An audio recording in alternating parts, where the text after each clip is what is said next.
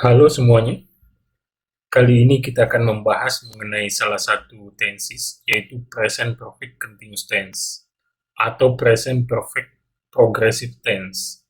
Ingat, continuous itu juga biasa disebut dengan progressive. Oke, pertama kita lihat di bagian bawah ini, bahwa Present Perfect Continuous Tense ini, setelah subjek, kita menggunakan have, kemudian menggunakan to be bentuk ketiga yaitu been, kemudian menggunakan kata kerja bentuk ing. Untuk subjek si he it, kita merubah have jadi has. Namun sekali lagi, saya tidak menyarankan untuk menghafal rumus ini, tapi lebih baik kita mengerti filosofinya. Pertama, perfect continuous ini adalah gabungan dari continuous dan perfect, di mana perfect itu selalu ada have ditambah kata kerja bentuk ketiga. Sementara continuous itu selalu ada to be ditambah kata kerja bentuk ing. Sehingga di sini kita menggunakan have, kemudian to be-nya adalah to be bentuk ketiga, kemudian disusul dengan kata kerja bentuk ing. Oke, ketika kita menggunakan perfect continuous tense ini dengan atau pada konteks waktu present, maka key atau kunci untuk present itu selalu adalah bentuk pertama. Sehingga have yang akan kita gunakan di sini adalah have bentuk pertama, yaitu have jika subjeknya adalah I, you, they, dan has jika subjeknya adalah she, he, it. Selanjutnya kita lihat contoh-contoh kalimat dari kemungkinan semua subjek, yaitu I, we, you, they, she, it.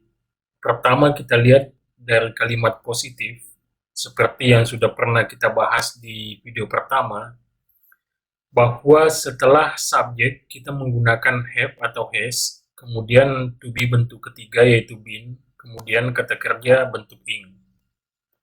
Oke, namun ketika kita ingin mengubah kalimat positif ini menjadi kalimat negatif dan interrogatif, maka kita selalu membutuhkan auxiliary verb atau kata kerja bantu.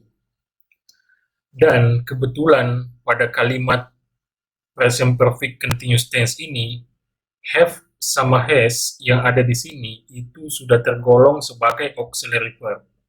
Sehingga ketika kita ingin mengubahnya menjadi kalimat negatif, kita tinggal menambahkan not di belakang have atau has. Perhatikan di sini, ketika kita membuat kalimat negatif dengan kalimat positif ini, kita tinggal menambahkan not di belakang have dan has.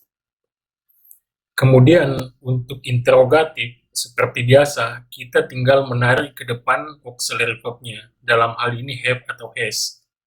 Sehingga di sini kita lihat have dan has ada di depan, yaitu sebelum subjek. Kemudian di belakang kita berikan tanda tanya.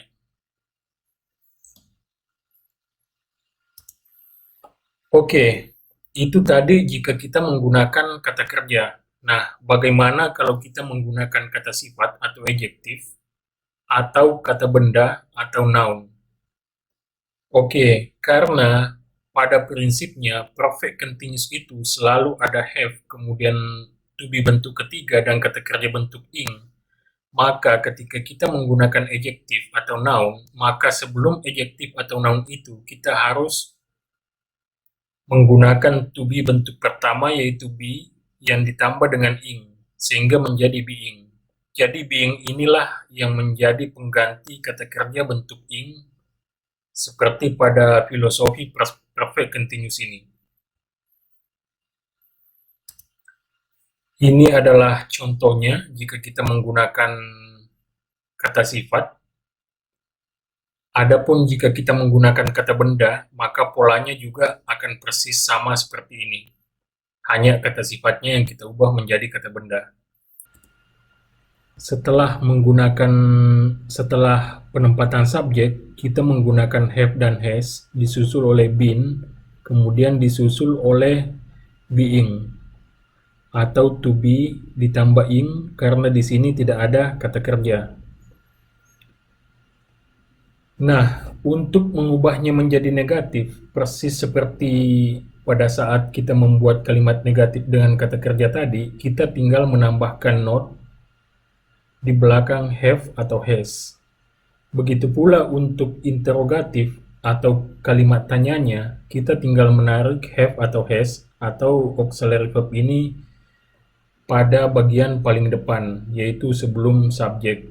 Kemudian di belakang kita berikan tanda tanya.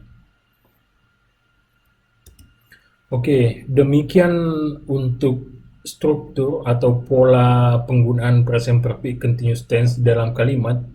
Adapun untuk penggunaannya, maka present perfect continuous tense ini digunakan untuk sebuah kegiatan atau aksi yang sudah berlangsung pada waktu lampau dan pada saat sekarang masih berlangsung dan kemungkinan masih akan terus berlanjut hingga masa yang akan datang. Sehingga di sini kita menggunakan for yang artinya selama dan since atau sejak. Perhatikan contohnya, the baby has been crying for 10 minutes. Jadi, bayi itu telah sedang menangis selama 10 menit. Jadi ketika bayi itu telah sedang menangis selama 10 menit, saat ini dia masih menangis dan kemungkinan pada saat yang akan datang dia masih akan menangis. Yang kedua, they have been being there since 8 a.m. in the morning. Mereka telah sedang berada di sana sejak jam 8 pagi. Perhatikan di sini bahwa mereka telah sedang berada di sana sejak jam 8 pagi, artinya pada saat sekarang mereka masih ada di sana dan kemungkinan mereka masih akan di sana pada saat yang akan datang. Oke, kalau kita coba bandingkan antara present perfect continuous dengan present perfect ini, kita bisa melihat dari 3 masa, yaitu masa lampau, past, masa sekarang, saat ini, kemudian masa yang akan datang atau future. Biasanya present perfect itu untuk menyatakan aksi atau kegiatan yang sudah terjadi pada waktu lampau dan saat ini sudah tidak terjadi lagi. Sedangkan present perfect continuous seperti yang kita bahas tadi, itu telah terjadi pada waktu lampau, saat sekarang masih terjadi, dan kemungkinan pada masa yang akan datang masih akan terjadi. Namun, sebenarnya present perfect ini pun juga bisa berfungsi seperti present perfect continuous. Artinya, dengan menggunakan present perfect pun, kita bisa menggambarkan atau membuat kalimat yang menyatakan kejadian yang berlangsung pada waktu lampau, masih berlangsung sekarang, dan kemungkinan masih akan berlangsung pada masa yang akan datang. Sehingga di sini kita pun bisa mengatakan the baby has cried, yaitu dalam bentuk present perfect-nya, for 10 minutes. They have been there since 8 a.m. in the morning. Jadi, antara present perfect continuous dan present perfect itu bisa juga saling menggantikan.